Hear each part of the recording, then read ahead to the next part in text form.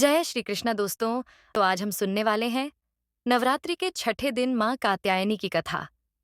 माँ कात्यायनी की कथा सुनने से निसंतान व्यक्ति को संतान की प्राप्ति होती है और माता रानी आपके सारे दुख दर्द दूर करती है और माता रानी का आशीर्वाद सदैव आप पर बना रहता है। तो चलिए कथा शुरू करते हैं।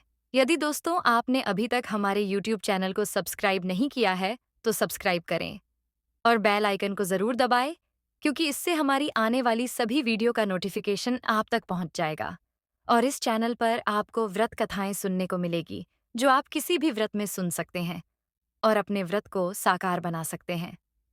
तो चलिए कथा शुरू करते हैं। हिंदू धर्म में नवरात्रि का विशेष महत्व है। शास्त्रों में मां कात्यायनी का रूप करुणामयी है। बता दें कि देवी ने अर्षि कात्यायन के घर जन्म लिया था। इसी वजह से उन्हें कात्यायनी देवी के नाम से जाना जाता है। शास्त्रों में मां कात्यायनी के स्वरूप का वर्णन मिलता है। मां कात्यायनी का शरीर सोमे की तरह सुनहरा और चमकदार है। मां की सवारी सिंह है, 4 भुजाएं हैं। मान्यता है कि जो भक्त मां कात्यायनी की सच्चे मन से पूजा करता है, उसके सारे कष्ट दूर हो जाते हैं।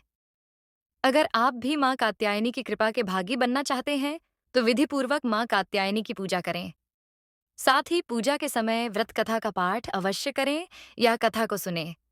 इस व्रत कथा को सुनने और पढ़ने मात्र से साधक की हर मनोकामना पूरी होती है।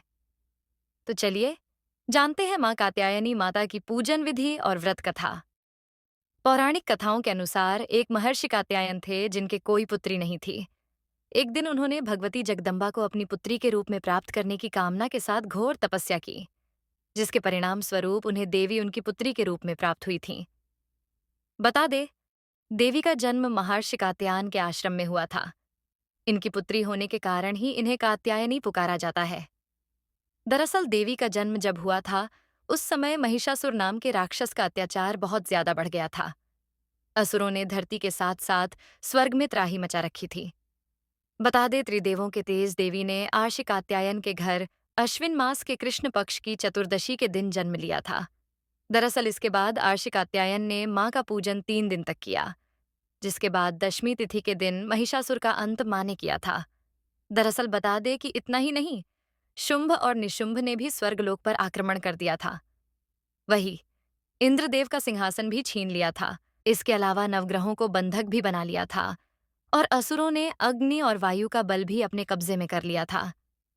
जब स्वर्ग से अपमानित कर असुरों ने देवताओं को निकाल दिया, बता दे, तब सभी देवता देवी के शरण में गए और उनसे प्रार्थना की कि वो उन्हें असुरों के अत्याचार से मुक्ति दिलाए। दरअसल मां ने इन असुरों का वध किया और सबको इनके आतंक से मुक्त किया।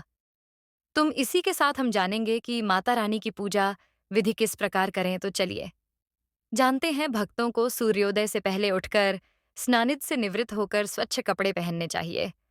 फिर लकड़ी की चौकी पर लाल कपड़ा बिछाकर मां कात्यायनी दुर्गा मां की मूर्ति स्थापित करें। मां को रोली और सिंदूर का तिलक लगाएं। फिर मंत्रों का जाप करते हुए कात्यायनी देवी को फूल अर्पित करें और शहद का भोग लगाएं। घी का दीपक जलाकर दुर्गा सप्तशती का पाठ करें। बाद में दुर्गा चालीसा का पाठ कर आरती करें और मां से सुख समृद्धि की कामना करें। साथ ही आखिर में प्रसाद सभी लोगों में बांट दें। तो इसी प्रकार मां कात्यायनी की कथा संपूर्ण हुई। यदि कथा अच्छी लगी हो तो वीडियो को लाइक करो और ऐसी ही कथा सुनने के लिए हमारे YouTube चैनल को सब्सक्राइब करें।